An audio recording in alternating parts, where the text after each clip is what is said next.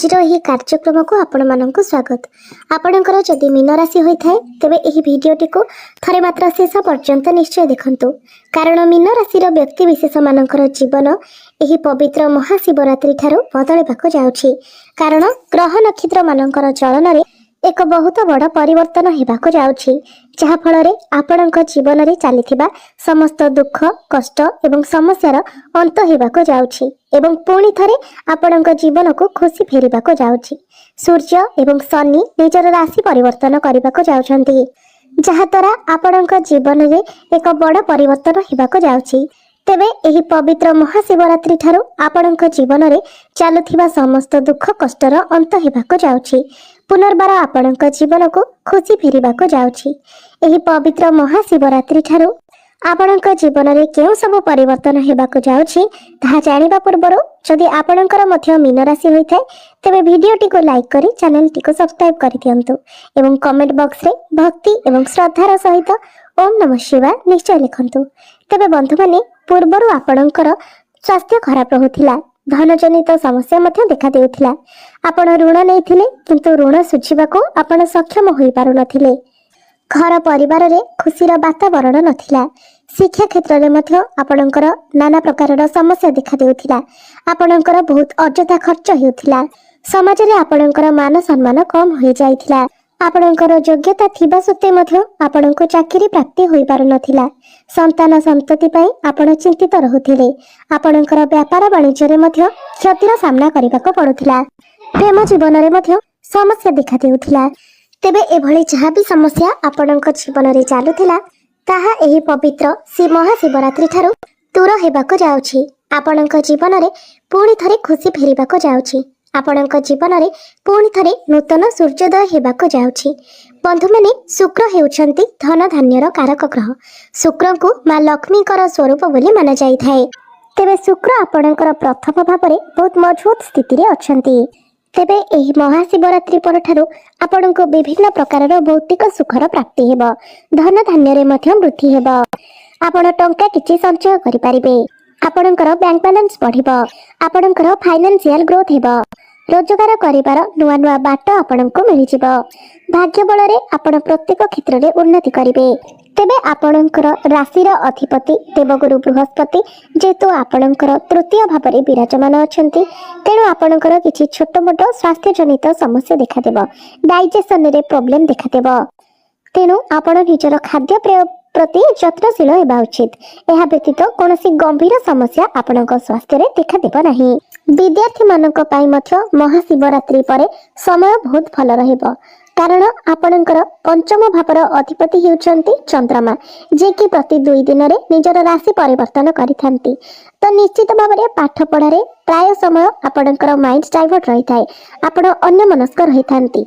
मात्र महाशिवरात्रि परे ज्ञानर कारक ग्रह बुध एवं शुक्र बहुत भल स्थिति रे अछंती, आपणकर प्रथम भाव रे अछंती, जहा फल रे पाठ पढ़ारे आपणकर मन लागिबो एवं पाठ पढ़ारे आपण बहुत उन्नति मध्य करिवे। एही महाशिवरात्रि परे आपण कोनोसी नूतन स्थान रे एडमिशन नै पारंती, कोनोसी फॉर्म फिलअप करि पारंती एवं जदि आपणकर कोनोसी एग्जाम रहिछि तो सेथिरे मध्य आपण उत्तीर्ण हेबे। तो विद्यार्थी मानक पई महाशिवरात्रि परर समय बहुत भल रहिछि। जो माने प्रेम जीवन रे अछंती सेमानक पई मध्य महाशिवरात्रि परर समय बहुत भल रहिबो। तेबे पंचम भावटी मध्य होइथाय आपणकर प्रेम जीवनर भाव एवं जेहेतु आपणकर पंचम भावर अधिपति चंद्रमा अटंती, सेथि पई आपण जहांक सहित रिलेशन रे अछंती आपण लक्ष्य करिथिबे जे तांको भितरे सब बेले चंचलता रही थाए, तांकर मन सब बेले डाइवर्ट रही थाए, एने तेने दौड़ु थाए। जेहेतु आपणकर पंचम भावर अधिपति चंद्रमा अटंती, तेणु आपणक पार्टनर मध्य ए सब स्वभाव देखिबाकू मिलि थाए। तेबे किंतु महाशिवरात्रि परे आपणक पई समय बहुत भल रहिबो, आपणक मध्य भल पाइबा रहिबो। मात्र 29 मार्च को जेहेतु शनि आपणकर प्रथम भाव को चली आसीबे, तो आपण टिके जिद्दी स्वभावर होई पारंती। बस ए सब कथा प्रति टिके आपण ध्यान रखिबे, नचेत आपणकर प्रेम जीवन बहुत भल रहिछि। आपणकर वैवाहिक जीवन मध्य एही पवित्र महाशिवरात्रि परे बहुत भल रहिबो कारण आपणक सप्तम भावर अधिपति बुध आपणकर प्रथम भावरे विराजमान अछंती। बुधंकर सीधा सड़क दृष्टि सप्तम भाव उपरे पड़ुची, शुक्रंकर दृष्टि मध्य सप्तम भाव उपरे पड़ुची, जहा फलरे आपणकर वैवाहिक जीवन बहुत भल रहिबो। मात्र आपणकर सप्तम भावरे जेहेतु केतु विराजमान अछंती तो आपणक मध्य जिते ठीक ठाक रहिले मध्य किछि ना किछि कथा को लेके आपणक मध्य असंतुष्टि देखा देबो। तबे 18 मई 2025 पर्यंत केतु आपणकर सप्तम भावरे रहिबे एवं जेते बेले केतु आपणकर सप्तम भावरु बाहरी जिबे अर्थात 18 मई 2025 ठारू आपणकर वैवाहिक जीवन रे आपण सुधार देखिबा को पाइबे। आपणकर जहा भी किछि अल्प किछि भी आपणक मध्य असंतुष्टि रहिछि से सब आपणकर दूर होई जिवो। एही पवित्र महाशिवरात्रि परे आपणकर भाग्य मध्य बहुत भल रहिबो कारण आपणकर भाग्य भावर अधिपति मंगल आपणकर चतुर्थ भावरे विराजमान अछंती। चतुर्थ भावटी होइथाय समस्त प्रकार भौतिक सुखर भाव एवं मांकर भाव। एहा व्यतीत भाग्यर कारक ग्रह देवगुरु बृहस्पतिंकर दृष्टि मध्य आपणकर नवम भाव उपरे रहुछि, जहा फलरे निश्चित भावरे आपणको संपूर्ण रूपरे आपणक भाग्यर साथ मिलिबो। तो आपण जदि किछि इन्वेस्टमेंट करबा पई चाहुचंती शेयर मार्केट हेउ ट्रेडिंग रे हेउ किबा स्टॉक मार्केट रे हेउ से सब रे आपणको शुभ फल प्राप्ति हेबो, आपण लाभान्वित हेबे। एहा व्यतीत जदि आपण कोनोसी शुभ मांगलिक कार्यर आयोजन करबा पई चाहुचंती तो सेथि पई मध्य समय आपणक पई बहुत भल रहइबो। एही महाशिवरात्रि परे आपण कोनोसी शुभ मांगलिक कार्यर आयोजन करि पारंती, कोनोसी नूतन कार्यर मध्य आरंभ करि पारंती।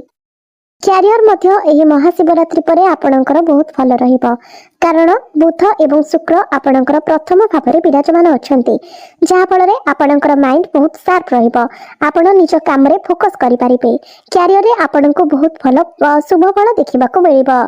मात्र आपणकर दशम भावर अधिपति गुरु जेहेतु तृतीय भावरे अछंती तो आपण निजर क्यारियर रे परिश्रम तो बहुत करिवे कारण तृतीय भावटी होइथाय साहस पराक्रम एवं अधिक परिश्रमर भाव। तो आपण बहुत अधिक परिश्रम करिवे मात्र आपणक विरुद्ध रे पॉलिटिक्स हबो जेहेतु गुरु आपणकर तृतीय भावरे विराजमान अछंती एवं आपण निजे मध्ये भाबिबे जे मु जतिके काम करूछि मु निजर काम रे जतिके एफर्ट्स देउछि सेही अनुसार फल मते प्राप्ति हेउछि ना नाही एभली कन्फ्यूजन मध्ये आपणकर मन रे आसीबो।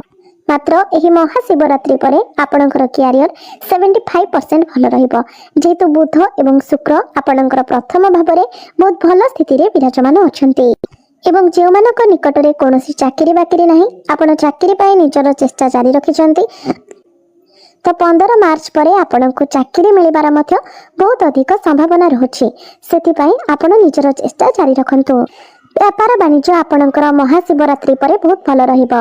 व्यापार वाणिज्य रे आपण उन्नति करिवे, नूतन बिजनेस मध्ये आपण स्टार्ट करि पारंती, आपणकर डेली इनकम बढ़िबो, आपण निजर व्यापार वाणिज्य को आगक बढ़ाइबे।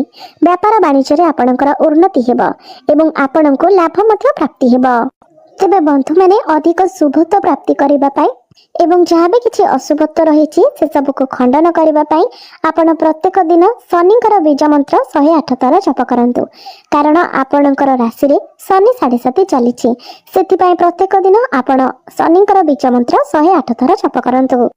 प्रत्येक दिन संध्या समय आपण हनुमान चालीसार पाठ करंतु एवं प्रत्येक दिन आपण उदित सूर्य को तांबा पात्र रे जलार्घ्य मध्य अर्पण करंतु एवं प्रत्येक दिन ओम नमः शिवाय मंत्रर मध्य 108 थर जप करंतु। तेबे बंधु माने आपणकर जीवन मंगलमय हो, एहा ही ईश्वरक निकट रे मोर प्रार्थना। धन्यवाद।